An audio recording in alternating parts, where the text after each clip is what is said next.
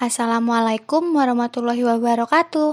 Kami, mahasiswi psikologi Universitas Muhammadiyah Malang, ingin menyampaikan sebuah materi yang berjudul undecidedness, atau dalam bahasa Indonesia artinya keraguan-raguan. Selamat menyimak. Undecidedness dalam bahasa Indonesia berarti keraguan-raguan.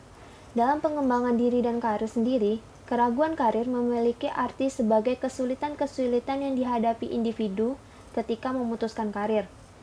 Jika individu mengalami keraguan dalam memilih karir, hal ini dapat menyebabkan individu itu menyerahkan tanggung jawab untuk mengambil sebuah keputusan kepada orang lain, serta menunda atau menghindar dari segala jenis pekerjaan yang berkaitan dengan pengambilan keputusan, yang dapat menyebabkan pengambilan keputusan tidak optimal. Cara seorang individu mengambil keputusan dalam kehidupan sehari-hari dapat mempengaruhi keputusan dalam mengambil keputusan karir di masa depan, sehingga tekanan yang dirasakan oleh individu bisa mempengaruhi beragam aspek kehidupan sehari-hari. Hingga saat ini sudah ditemukan beberapa variabel yang berhubungan dengan keraguan mengambil keputusan karir seorang individu, seperti sifat perfeksionis, self-consciousness, kecemasan, ketakutan terhadap komitmen, dan status identitas moratorium, atau individu yang sedang bereksplorasi dan belum berkomitmen. Adapun penelitian yang dilakukan oleh von Dracek et al. Tahun 1995 yang menggolongkan tiap individu dalam satu status identitas. Hasilnya menunjukkan bahwa individu dengan status achievement atau sudah bereksplorasi dan sudah berkomitmen berdasarkan eksplorasinya itu memiliki keraguan yang rendah dalam mengambil keputusan karir daripada individu moratorium dan individu foreclosure atau individu yang tidak bereksplorasi tetapi sudah berkomitmen. Dan juga penelitian yang dilakukan oleh Lucas pada tahun 1997 menyatakan bahwa semakin tinggi identifikasi individu pada individu yang achievement, semakin tinggi efikasi diri keputusan karirnya. Sedangkan semakin tinggi identifikasi individu pada individu moratorium akan semakin rendah efikasi diri keputusan karirnya. Selanjutnya ada aspek-aspek yang mempengaruhi munculnya perencanaan karir menurut Brown dan Brooks mengenai perencanaan karir siswa sekolah, yaitu yang pertama ada perencanaan yang sistematis, yaitu sebagai proses pribadi untuk perencanaan pekerjaan yang mencakup evaluasi kemampuan dan minat, pertimbangan kesempatan karir alternatif, penentuan tujuan karir, dan perencanaan aktivitas pengembangan karir. Hal tersebut dimaksud untuk menjadikan individu sadar akan dirinya sendiri, hambatan, kesempatan, pilihan dan konsekuensi, serta mengidentifikasi tujuan karir, dan dapat juga memprogram karir serta pengalaman pengembangan untuk menentukan arah, waktu, dan tahapan-tahapan pencapaian tujuan. Yang kedua, sikap pengembangan karir, yaitu sebagai tahap kehidupan dan masalah-masalah yang berkaitan dengan karir yang terjadi pada tahap-tahap berbeda, dan lebih mengarah kepada proses pencapaian bukan isi pengembangan karir, yakni melihat konsep karir yang lebih luas, mencakup pola kehidupan pekerjaan, namun bukan pada pekerjaan yang sedang muncul. Yang ketiga, kemampuan membuat keputusan, yaitu perencanaan karir yang dipengaruhi oleh kepribadian, nilai-nilai dan minat, karena apa yang telah dilakukan lebih dari sekedar kemampuan dan bakatnya. Seperti halnya, perencanaan untuk melanjutkan ke perguruan tinggi atau memutuskan untuk bekerja. Yang keempat, informasi, yaitu pemberian informasi yang bertujuan untuk penjajakan dan sebagai kegiatan lepas. Di sini artinya adalah tidak terkait dengan cita-cita karir tertentu atau dengan suatu masalah pilihan karir tertentu. Informasi karir dibutuhkan untuk mendapatkan hasil perencanaan karir yang optimal, seperti yang pertama, dunia kerja, yakni menyangkut pada kegiatan membaca sumber informasi dunia pekerjaan, bertukar pendapat dengan orang lain, atau kegiatan yang berhubungan dengan paruh waktu. Selanjutnya ada pilihan kelompok karir, yakni mengenai pengetahuan akan pekerjaan yang diminati, yang berguna sebagai alternatif dalam penentuan pilihan-pilihan karir yang mungkin. Terakhir ada peran karir dalam kehidupan yang lain, yakni pada hal lingkungan menganggap peran kerja bersifat lebih penting. Artinya, adalah tingkat kebutuhan akan penting tidaknya peran kerja bagi diri individu dalam kehidupannya. Yang kelima atau yang terakhir ada realisme, yaitu aspek kognitif yang berupa kesadaran akan realitas yang akan dipilih dan diikuti. Kesadaran tersebut akan menjadi pertimbangan bagi individu untuk menentukan perencanaan. Realitas tersebut dibagi menjadi dua bagian, yakni realitas pribadi, yaitu pemikiran yang diciptakan individu sendiri terhadap keyakinan akan suatu hal yang dirasa tepat. Selanjutnya ada realitas umum, yaitu apa yang sudah diketahui oleh semua orang dan dipercaya luas, misalnya pendidikan yang berakreditasi baik akan menjamin pekerjaan yang baik juga.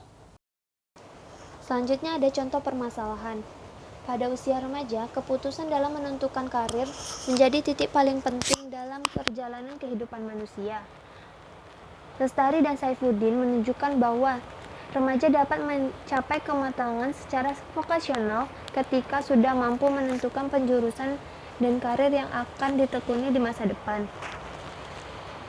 Faktor yang dapat mempengaruhi remaja dalam mengambil keputusan yaitu pertama ada faktor orang tua, ada faktor guru, serta adanya rasa keraguan-raguan dalam mengambil keputusan karir merupakan hal yang wajar dilakukan oleh remaja.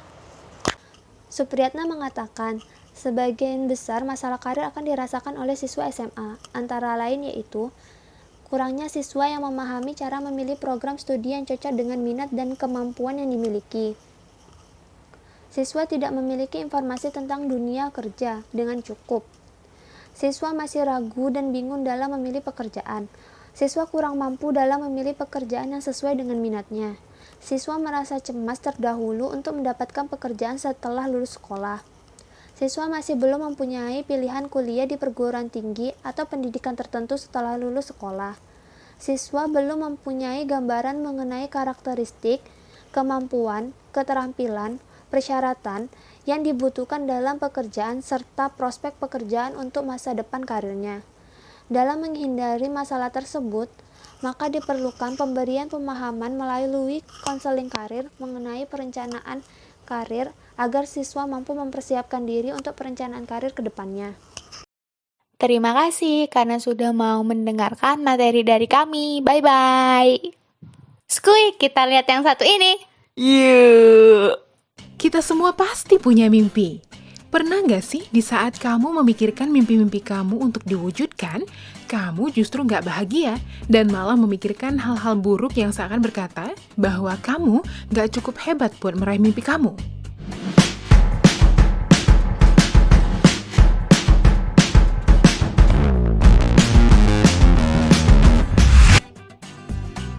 Mimpi itu diperlukan untuk meraih kesuksesan dan mewujudkan kebahagiaan kita sendiri. Tapi, kamu pasti pernah dilanda keraguan pada diri sendiri dan membuat kamu kalah sebelum berperang.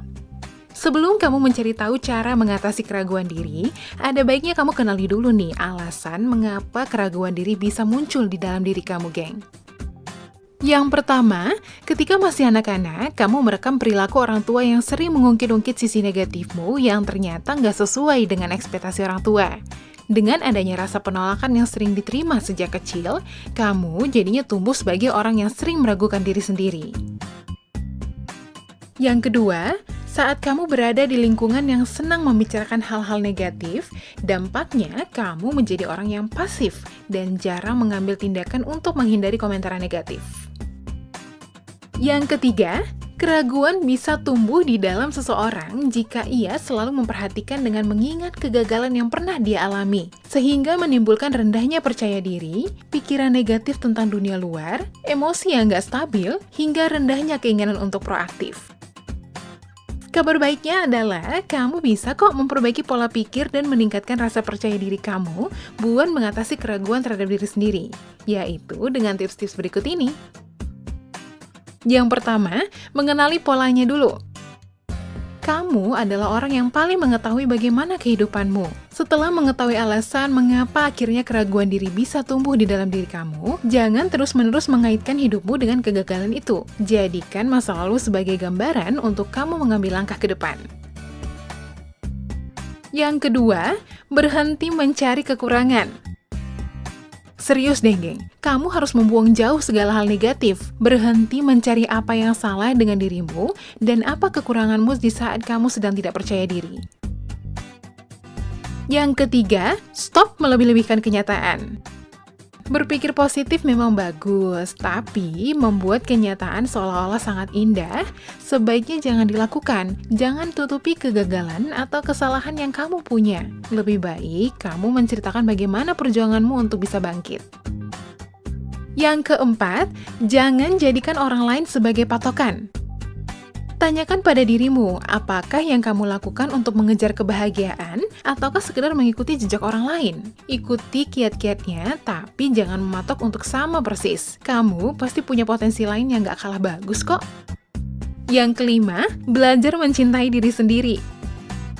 Tanpa disadari, kadang kita memiliki ekspektasi terhadap diri sendiri yang terlalu tinggi. Padahal, hati kecilmu menyadari bahwa kamu terlalu terobsesi menjadi sempurna. Padahal, saat kamu lebih mengenal kelebihan dan keterbatasan dirimu, kamu akan bangga pada dirimu sendiri. Yang keenam, rayakan kemenanganmu. Saat kamu merayakan kemenangan dan keberhasilanmu, kamu juga melakukan upaya mencintai dirimu sendiri. Dirimu patut menerima apresiasi, sekecil dan sebesar apapun itu keberhasilannya. Dengan fokus kepada keberhasilan, dirimu akan merasa sebagai sosok yang lebih baik dan termotivasi. Yang ketujuh, temukan support system yang sesuai. Bergaulah dengan mereka yang selalu berpikir positif dan optimis. Gak apa-apa kok menjauh dari orang-orang yang toksik dan beralih ke orang-orang yang juga ingin mencapai kesuksesan, sehingga kamu bisa saling mendukung satu sama lain. Dan yang terakhir, lakukanlah segera. Menghilangkan keraguan diri memang gak mudah, geng. Tapi semakin cepat kamu mencoba menghentikannya, semakin baik. Kamu harus berkomitmen ya untuk menghilangkan pikiran-pikiran negatif kamu. Itu dia, geng. Kesulitan dan gangguan pasti ada. Tapi jika kamu serius, maka buah manis akan kamu dapatkan. Semoga keraguan diri kamu yang sering muncul di dalam dirimu berangsur-angsur hilang ya. Sampai jumpa di video-video Kreatipedia lainnya. Jangan lupa share, komen, dan like untuk videonya. See you!